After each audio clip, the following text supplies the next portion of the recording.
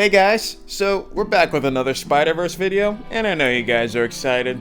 A little bit ago, I did a poll asking if you guys would rather see a theory on how they will beat the Spot, or my explanation to why Gwen is the best character in this franchise, and judging by the title of this video, you can probably make an educated guess on what won.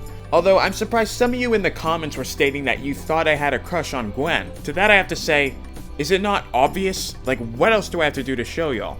Anyways, that Gwen video will come sooner or later. Just wait. But this video is about the Spot, so let's do this one last time. So, at first he definitely seemed like a joke villain, but they made him into arguably the strongest dude in the multiverse. So, what I want to do is make a theory on how the Spiders might be able to beat him. But first, let's explore the character of Jonathan Owen. Jonathan Owen had his life ruined by Spider-Man. He was hit with a bagel, which was just a funny little detail in the last movie, but who knew how bad it would turn out? Guess you could say it hit the spot. Anyways, his entire life was ruined because of this. He became hideous, a monster, and his family didn't even look at him. So he had to turn to a life of crime because he couldn't even land a new job. You know, I can't really get a job anywhere anymore being like this, so I've turned to a life of crime. Why do people say ATM machine? After finally encountering Spider-Man, he thought they would have a huge fight like with Kingpin and he would settle his differences then and there. But even in this fight, he wasn't treated like a big deal, so he kicked his own butt and soon learns about his interdimensional abilities. His holes are the answer.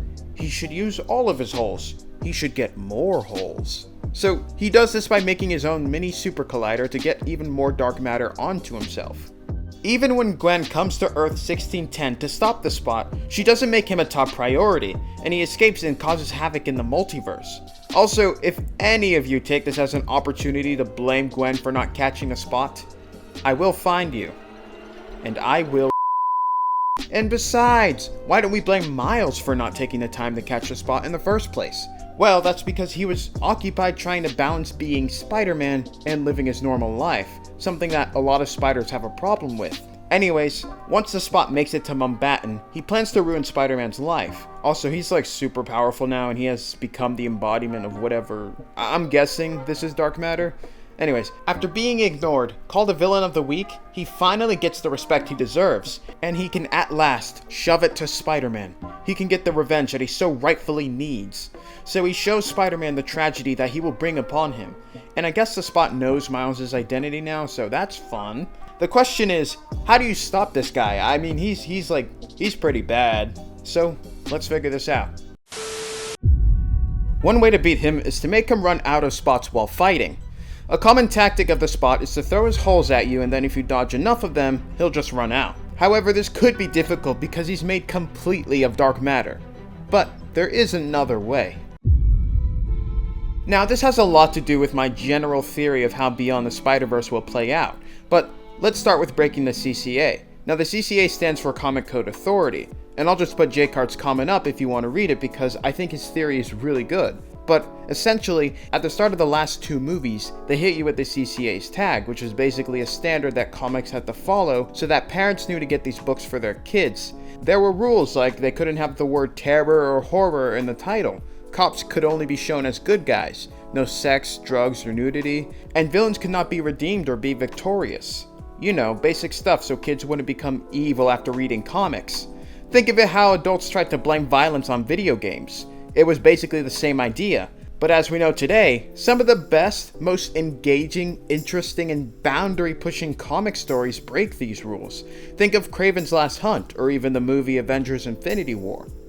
Anyways, what this movie could do is break the code and allow the Spot to be forgiven, because if Miles' whole shtick is breaking the norm, making your own rules, and doing what's best for everyone, not what's best for the standard, then why wouldn't they have him break the CCA? Another reason for this whole forgiveness thing is that I went back and watched the Spot episode from the 90s Spider-Man series and saw that Peter didn't beat him by fighting him, but rather by talking to him and understanding why he did what he was doing. You can't really fight a guy that can do this. So we found out that the Spot was going through some tough crap and decided to help out. Also, can we acknowledge how hard the name of this season is? The Sins of the Father? Like, that's crazy good. Come on. Anyways, let's continue.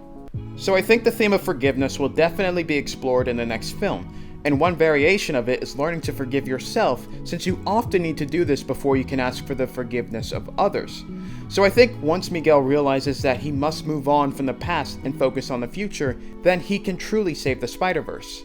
Because as of right now, he's mostly angry at Miles and feels horribly guilty about the death of an alternate universe and his daughter. And it's hard to say that he doesn't care about the future, since he obviously knows that Miles' father will die in the future and wants to keep it that way, but it is safe to say that he's not worried about the right thing. He's mad about the sins of others rather than simply stopping the Spot. Once he can forgive himself for what he's done in that alternate universe, then he can stop holding on to that guilt and join the Web Warriors in fighting the Spot. Also, I don't know if they're actually called the Web Warriors, but someone in my comments said that, and that's the name of one of the Spider-Verse factions in the comics, so we're going with it for now. Okay, moving on. I think one of the most important parts of the Spider-Man mythos is learning to forgive others. It's how Peter was able to move beyond Uncle Ben's death. It's why he doesn't kill. What we have to learn from him is that there are always two sides to every story. So to the people who are surprised when I go on a tangent about Gwen in every video, just know that I'm trying to hammer this idea in your head that you need to recognize when a story has multiple perspectives. There is a reason people do things. You have to learn to forgive Gwen, to forgive others, or else you'll become hateful and miserable. You'd let the symbiote consume you, and I don't mean that in a good way. And if you don't forgive her, then you're getting Big American Cheeseburgered. End of story.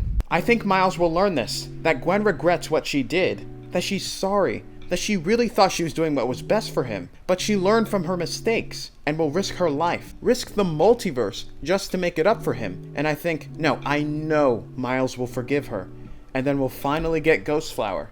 Side note, someone in my comments told me that was a ship name and it's the coolest thing ever. I'm guessing it's a mix of Ghost Spider and Sunflower, which is awesome. Also, I have so much more evidence on why Miles and Gwen will get together, so if you guys want to be on the Spider-Verse prediction video, just let me know. I got a lot to say. Anyways, I also think once Miles learns about how to understand another person's perspective on an issue, he'll come to realize that he shouldn't try to beat the Spot by punching and kicking, but rather he should talk to him and treat him like the person he once was. Because the Spot lost his old life thanks to Miles. Although, we can get technical and say it was Kingpin's fault, which is a whole other discussion. Maybe the Spot won't blame it on Miles and maybe just on the Kingpin, since he was the one activating the Collider in the first movie. That's how he can forgive Miles. Instead of throwing the blame on Spider-Man just because he's angry, he'll stop being emotional and actually consider the truth, and maybe the two can work together to fix Owen's condition. Or, and this is random, he could hold together the fabric of the multiverse, but that's random. However, if you want to get into cosmic beings... So for starters, Madam Web could set straight the argument on canon events. For those who don't know, Madam Web is a cosmic being who, in the 90s animated series, basically helped control the Spider-Verse. I'm not sure if it's the same for the comics, but let's assume it is for now. She could easily come in and just tell Miguel what is really happening with these disrupted canon events, likely saying that he's misunderstanding it, and that would help Miguel get on Miles' side to help out in the fight. Next, Cosmic Spider-Man could be an opposite force to the Spot. Now, Cosmic Spider-Man is the Spidey of Earth 13, and he has the Enigma Force. What is that? It means he's strong, and he's got magic. If the Spot uses dark energy, then Cosmic Spider-Man would use a light energy. Then they could have a cool fight, but having such a strong hero there kinda kills your stakes.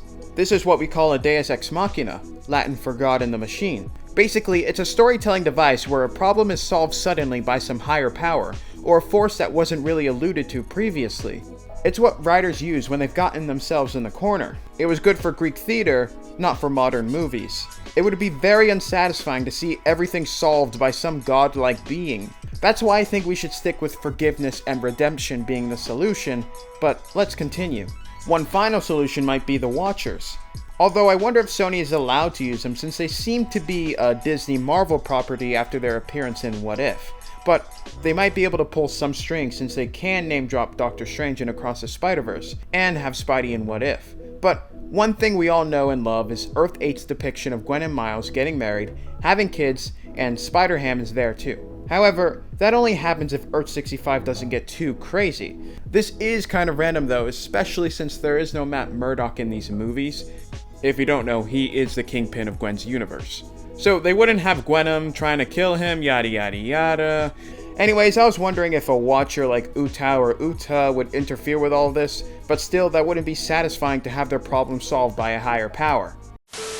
In the end, this is all just a theory, and my opinion, but I honestly think they will beat the Spot by talking it out with him. It would be a good lesson for people that you don't need to solve all your problems with a big fight. It would help support Miles' status as someone who breaks the norm by breaking the CCA, but let me know your thoughts in the comments. Also, let me know what other Spider-Verse related things you guys want to see. If you want to hear my theories on Beyond the Spider-Verse, just let me know. And maybe I'll release that Gwen video sometime in the near future, just to make you Gwen haters mad. But with that being said, thanks for watching, leave a like, and I'll see you guys next time with another video. Peace out. Damn, baby, come jump off the roof with me, live up your youth with me before they shooting me. With all they cameras and bullets, I swear I'm the man up in front with the hooligans. Yeah, I'm up with stand up.